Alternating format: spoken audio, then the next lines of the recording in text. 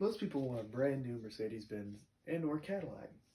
Today I will talk about why buying a brand new luxury car is probably not the best for if you want to keep your brand new car.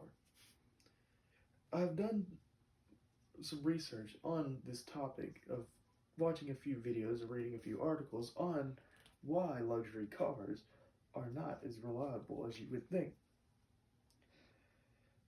If you plan on keeping your new car, luxury is, in my opinion, not the way to go. In today's speech, I will be talking about the new technologies, the tolerances, complexity, power, and the status, all the good and the bad of owning a new luxury car. And by the end of the speech today, I would hope you would reconsider on the next time you're buying a new car and looking for not the luxury edition, but the more mid-range counterpart of the luxury car. So, first I will talk about the newest tech in luxury cars. Most luxury cars have the newest and greatest tech in them, which makes your everyday drive and life easier as you go to and from work or to and from school or wherever you like to drive around at. Which all these technology features make the car have this luxury feel, and it gives it that luxury price tag also. The problem with new technology is that it's untested, and you don't know if that part is going to be reliable. It could last 2 years, it could last 10 years. The thing is you will never know how long that part will last. Whereas your mid-range counterparts have been tested.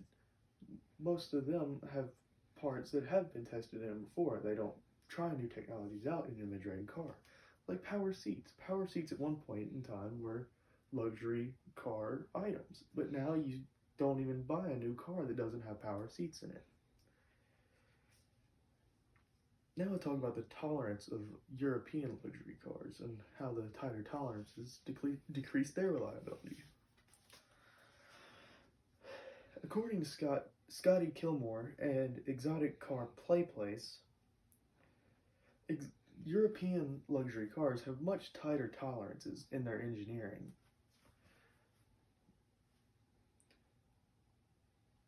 The tighter tolerance in their design allows for excellent power and less vibrations throughout the drivetrain.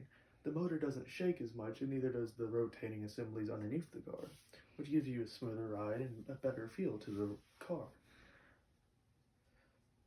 The problem with the tighter tolerances is they can be so tight they get a lack of oil to them, which causes them to wear extremely fast.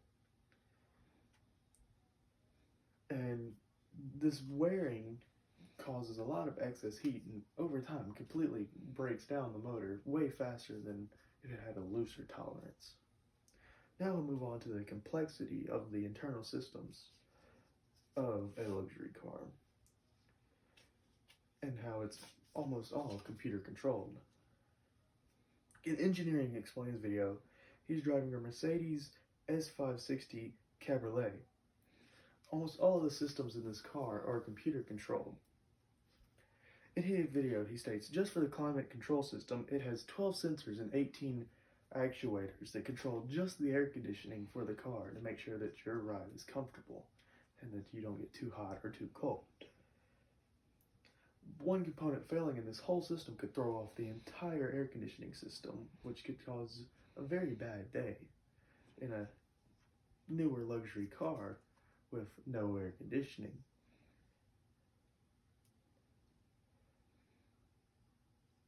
Because one component failing can mess up your entire computer system of your car and even make it run rougher than, say, something that has less computer systems in it, and can completely mess up, including like the navigation. And one day it'll work and one day it won't. Moving on to the power side of things, a lot of luxury cars have more powerful motors in them, and they'll even have superchargers and turbos which adds more power, but adds also more parts that can fail, which goes along with complexity. When you have a motor that's makes more power, you lose a lot of reliability. The more power you make is the more heat that goes into that motor, and the more heat you have is the more wear. And then along with this extra amount of power is there's more stress on the actual driveline components. So you have more stress going into the transmission and the axles and the differential, and over time those will fail faster than if the car had less power. Finally, I will talk about the status of buying these luxury vehicles. A lot of people that buy luxury vehicles buy it for the status symbol of owning a brand new luxury vehicle, and manufacturers will take advantage of this. They will engineer certain objects to fail to just kind of. They will engineer certain objects to fail right after the warranty ends, which pushes these owners of these cars to buy a new one after a few years of owning their brand new car.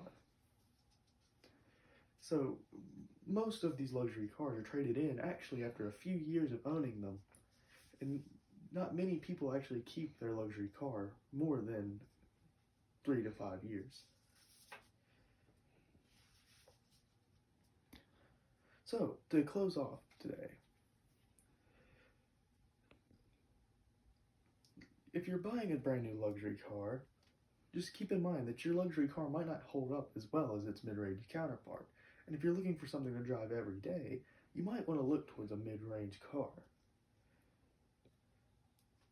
What makes these cars so unreliable is their new technology, their tolerances, their complexity, their higher output motors, and some of them are even engineered to fail, which is kind of sad because you're paying all this money for these cars and they engineer them to fail.